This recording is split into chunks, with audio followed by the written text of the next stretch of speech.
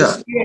इसलिए अपोजिशन जो है वो अपने आप को, अपने वोटर्स को, अपने सपोर्टर्स को थकाना नहीं चाहती कि बेसूद में रैलियां निकाल के या कोई ऐसे कोई धरने दे के जिसका कोई फायदा ही नहीं होना। तो जिस तरह जमात इस्लामी कई दिनों से बैठी हुई है कराची में, अब उसका क्या फायदा होना। तो इसी तरह मतलब ये कि जमात इस्लामी तो चलो ये करे इसलिए कि वो बड़ी देर बाद उसको मौका मिला है कुछ अपने आप को कम से कम स्ट्रीट पावर साबित करने का, तो अपोजिशन को इसकी जरूरत नहीं। तो वो ये समझते हैं कि जब दूसरा फ्रीक सफे से हटेगा तो खुद ब खुद चांसेस बनना शुरू हो जाएंगे और ओपनिंग्स आ जाएंगी, फिर वो उस पोजीशन को, उस ओपनिंग को अवेल करेंगे, उस मौके अपॉर्चुनिटी। तो सर वो तो जो केपी का इलेक्शन हुआ था, केपी के इलेक्शन के अंदर तो मौलाना फजलुर रहमान ने कहा कि ये तो हट के वो फरीक जो दूसरा फरीक है वो तो अब जैसे ही हटा है हमने देखें क्या गेम कर दिए थे। तो सर फजलुर के साथ हटा है नहीं हटा कंफ्यूज है सर लोग, आप क्या समझते हैं? फजलुर रहमान के साथ इस हद तक डील हो चुकी है और फजलुर रहमान को वो दे दिया गया जो वो मांगते थे, एक अच्छे से उनका मुतालबा था और वो उनका राइट था, मैं समझता हूँ। उनकी कंस्टिट्यूएंसी थी फाटा और सारे एरियाज जो वजीरस्तान और इस तरह ये सारे जो इलाके हैं बॉर्डर के साथ साथ, ये उनकी कंस्टिट्यूएंसी रही है बड़ी पुरानी।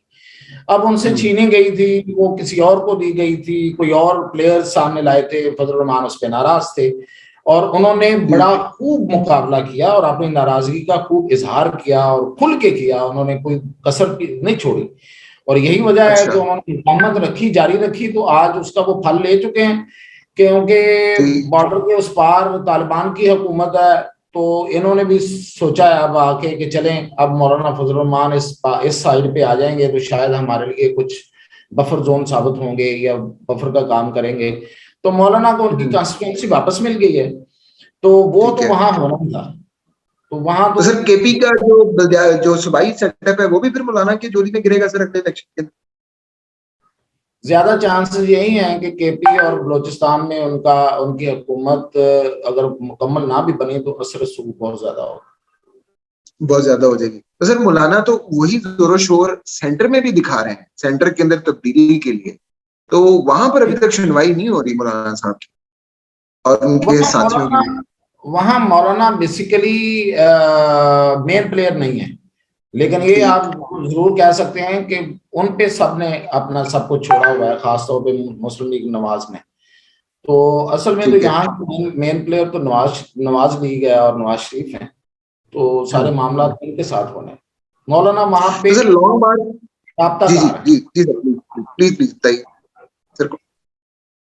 जी सर कंटिन्यू रखिए। जी मैंने कहा कि मौलाना इस मामले पे राब्ताकार हैं, मेन प्लेयर नहीं है इस मेन प्लेयर नहीं है। तो सर जो मेन प्लेयर्स हैं उनका क्या मूड है? क्या ये महीने कुछ खिंचकर आगे इमरान खान साहब को एक अहम तरीन फैसला जो आर्मी चीफ की तैनाती से मुतल्लिक होना है तब तक की इजाजत देने के लिए तैयार हैं, मोहलत देने के लिए तैयार हैं ये तमाम प्लेयर्स के वो उस फैसले तक पहुंचे और फिर उसके ऊपर अपने लिए कोई बारगेनिंग पोजीशन इमरान खान साहब हासिल करें? क्या पोजीशन जमाते हैं इस मूड में है?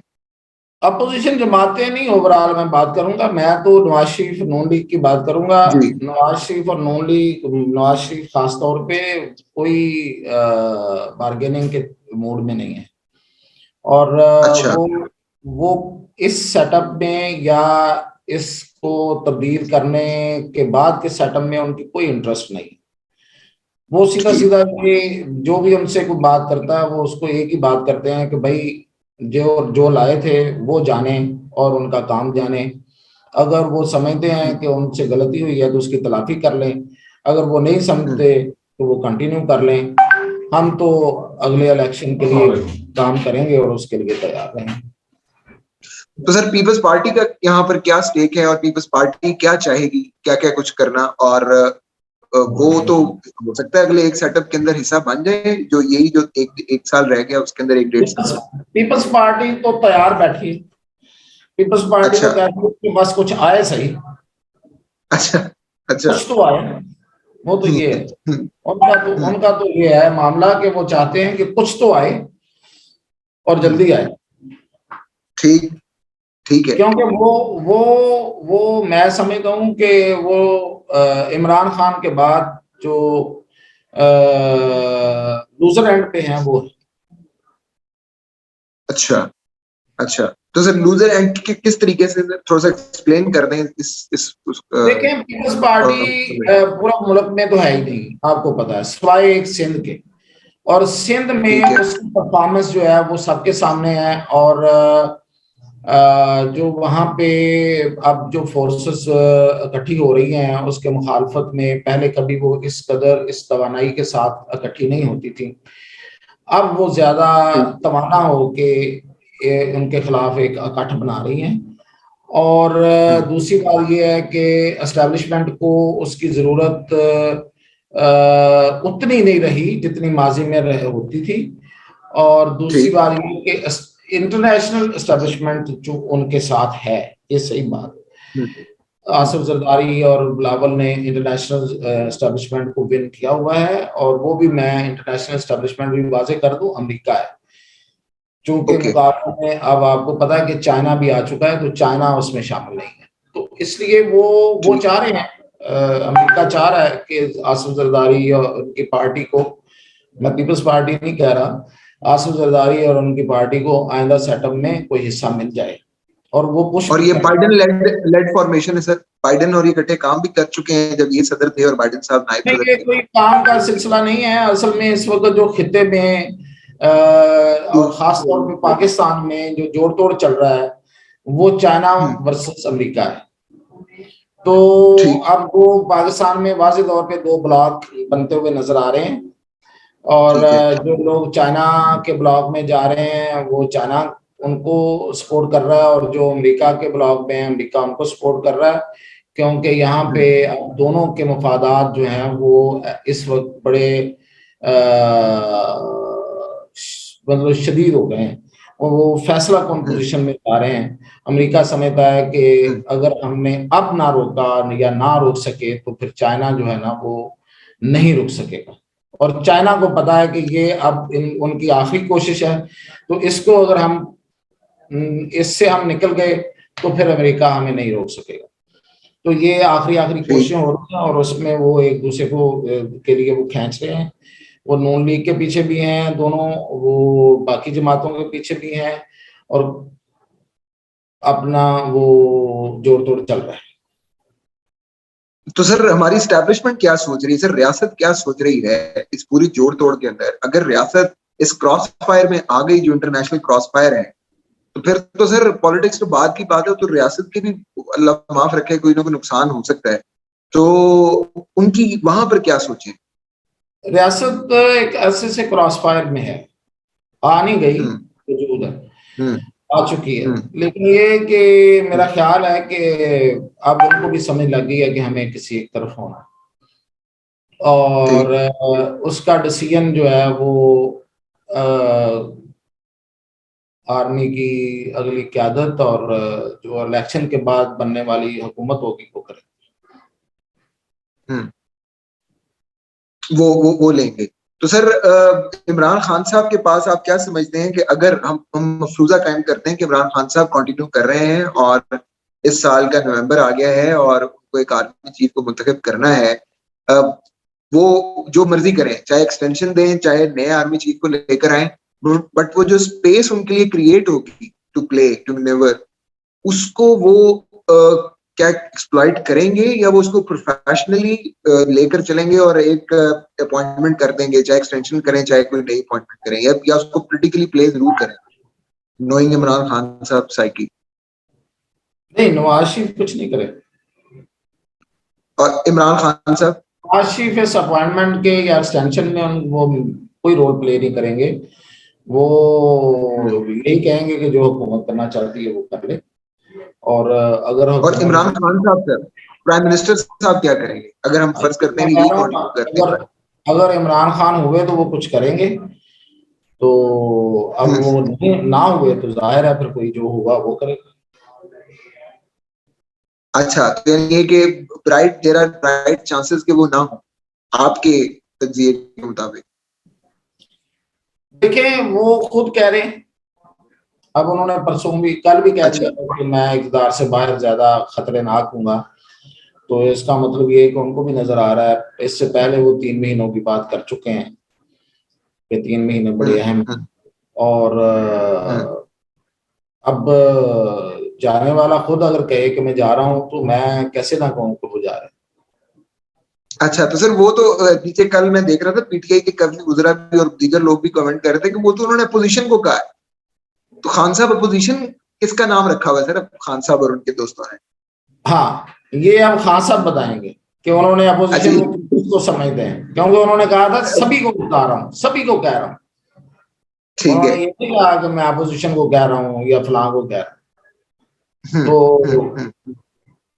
वो ऑन द होल जो मानी लिए जा रहे हैं वो सभी के लिए हैं, तो सिर्फ अपोजिशन नहीं। ठीक है, अपोजिशन के लिए नहीं है सर। लास्ट एक जो मेरे पास एक टॉपिक है, मैं चाह रहा हूँ मैं आपसे उसके ऊपर भी एक आपका तजिया ले लूं। अचानक से सर ये सदारती निजाम की गूंज कहाँ से आती है और फिर वो गायब भी हो जाती है कई बार और फिर वो मुड़कर आना शुरू हो जाती है और फिर कहना शुरू करते हैं निजाम ही खराब है, पर्सनालिटी क्या करे, निजाम सदारती होगा तो बेहतर हो जाएगा। ये शुरू कहाँ से होता है सर नैरेटिव? उस दिन वजाहत मसूद साहब हमारे प्रोग्राम में थे और वो कह रहे थे कि ये जीएसक्यू से शुरू होता है, उन्होंने बड़ा क्लियरली कहा। तो ये थोड़ा सा समझाएं कि सदारती निजाम की जो ये ख्वाहिश है ये क्यों है, क्यों आ जाती है कुछ अरसे के बाद और कहाँ से आती अच्छा, मैं पुरानी बातें नहीं करूंगा, लेकिन ये जो मौजूदा लहर आई थी ना है? जी जी। सदारती निजाम की, ये लहर नंबर 3 थी या 2 थी पता नहीं। तो ठीक ये है। वहां से नहीं आई, जहां से ठीक है। आप कह रहे हैं, वहां से नहीं आई थी, ये इनकी अपनी एक इख्तरा थी। और मैंने कहा ना कि इमरान खान के दौरे इक़्तिदार के 3 फेजेस हैं सो फार। तो ये जो आखिरी ठीक है। फेज है ना, इसमें फ्रस्ट्रेशन बहुत ज्यादा है। तो इस ओके। फ्रस्ट्रेशन में वो कोई ना कोई शोशा छोड़ना होता है ना, वो छोड़ते हैं, वो ठीक है। छुड़वाते हैं। तो वो ठीक है। ये उसका एक हिस्सा था। ये कहीं पे बैठ के ये बात हुई एक जगह पे, और उन्होंने कहा जी ये एक डिस्ट्रैक्ट करते हैं चीजों को, तो एक नई चीज हम्म छोड़ देते हैं, इस पे बहस शुरू हो जाएगी और ये बहस चलती रहेगी, और जो टीवी प्रोग्राम है इनका, इनको डाइवर्ट करेंगे क्या, रोज मुल्की मसाइल पे बैठ के लोग बातें करते रहते हैं। तो ये इस तरह की एक एफर्ट थी, इससे ज्यादा कुछ नहीं था। आपने देखा कि एक टीवी चैनल के अलावा किसी और ने इसको बाय भी नहीं किया।